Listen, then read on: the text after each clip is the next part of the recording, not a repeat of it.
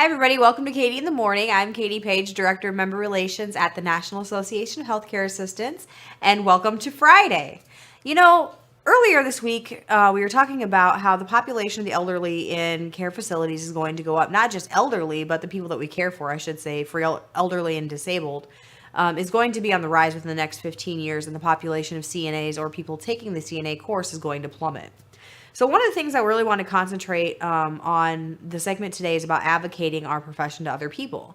The best communication is word of mouth, and I know it's all meant in good fun, and you know everybody needs a good laugh every once in a while. But the biggest pet peeve that I have is people calling us butt wipers, or you see those mugs that you can order that say "I wipe butts for a living. You don't want to touch this cup." I know it's all meant in very good fun and a good sense of humor, but I really find that disrespectful. When you think about that, calling yourself a butt wiper or your main profession is taking care of butts, what you're initially doing is calling the people that we care for on a day-to-day basis butts, and that they're nothing more than that but a bed or a person to take care of. When I think about that, when someone calls me a butt wiper or the low man on the totem pole or the peon, I personally get really defensive. I tell them that it's more than that. I'm there as an advocate for them. I'm there as a caring professional for them.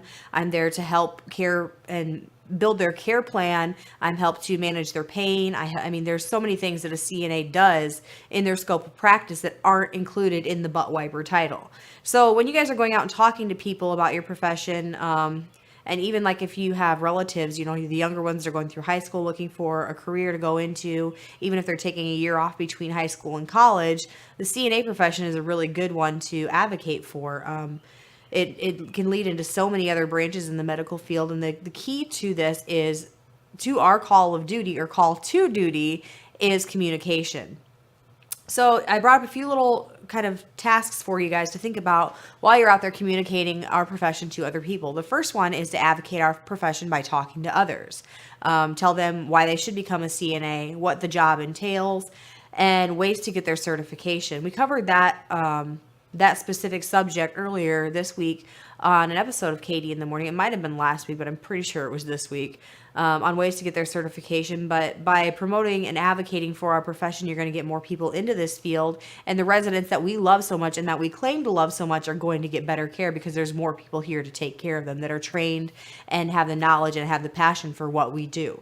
When you're going out and advocating and talking to people, you can find somebody virtually anywhere in your immediate surroundings that may be interested in becoming a CNA. They just don't know it yet. A lot of us kind of tripped into the field, so to speak. I became a CNA because I was 16 years old and looking to buy my first car. My mom told me, if you want a car, you have to pay for it yourself, and you have to get a job that's going to pay for you to pay for it. At the time, I was working at the local grocery store, which at minimum wage, I think back then was like $7.15 an hour, and I knew that wasn't going to cut it to buy my car. So I applied down at the local nursing home in the dietary department, which I think at the time paid $8 an hour. And I know I'm getting off subject here, but just bear with me for a second. And so I was working in the dietary for about 6 months, and then the director of nursing came to me and said, you know, Katie, I kind of feel like you're in the wrong department. And I was like, what? Like, are you firing me? You know, what's going on?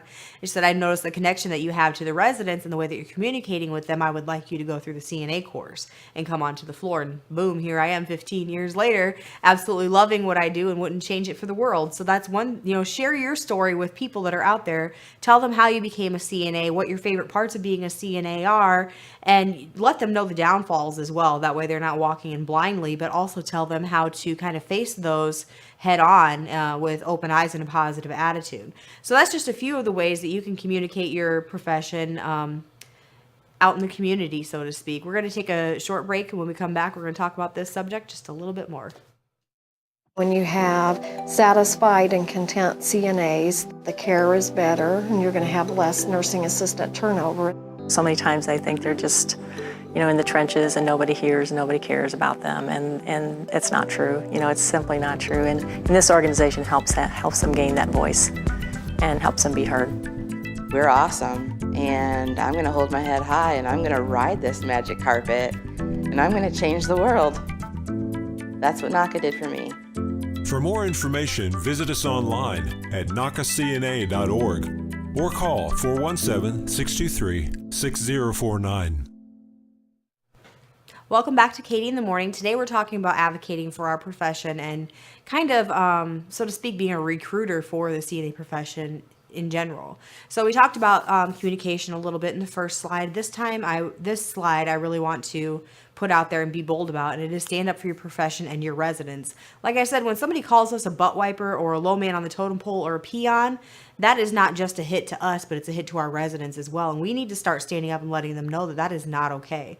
I know I mentioned it a few times, but back in between 2003 and 2006, don't quote me, there was a government official in the state of Iowa that put out a quote that said that CNAs are nothing but, I believe it was something along the lines of thieving, uneducated, drug dealing, welfare users is pretty much the term that he categorized us in, and he got thousands, and I mean thousands, of letters and phone calls of CNAs saying this is not okay, this is not who we are, we're not abusive, we're not all thieves, bad things happen in certain situations, but don't categorize everybody into there just because of what one person does wrongly. And he actually stated a public apology after that, after there was so much kind of backlash from the community and professional CNAs in the state of Iowa.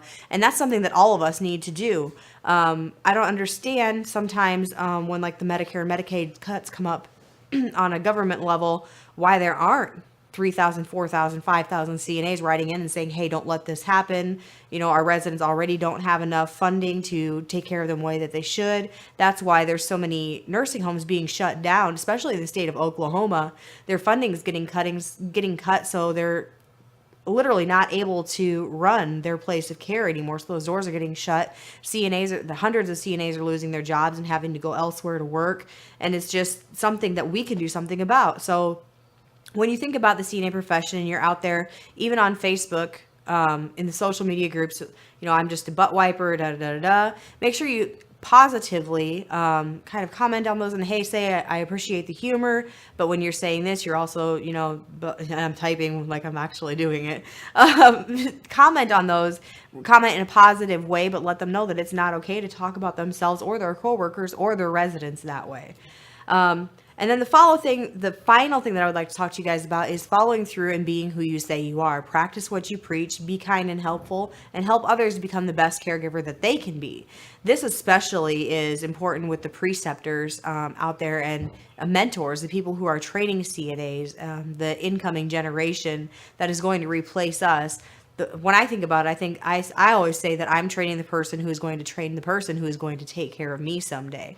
So who do I want taking care of me? The CNA that's in there for the check or the CNA that's in there for the passion? I'll definitely take passion every single time.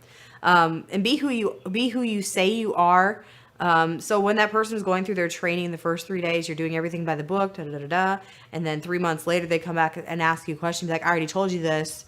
I don't have time for this. That's definitely not the way to get somebody to stay in this profession. They need that positive support. They need that feedback.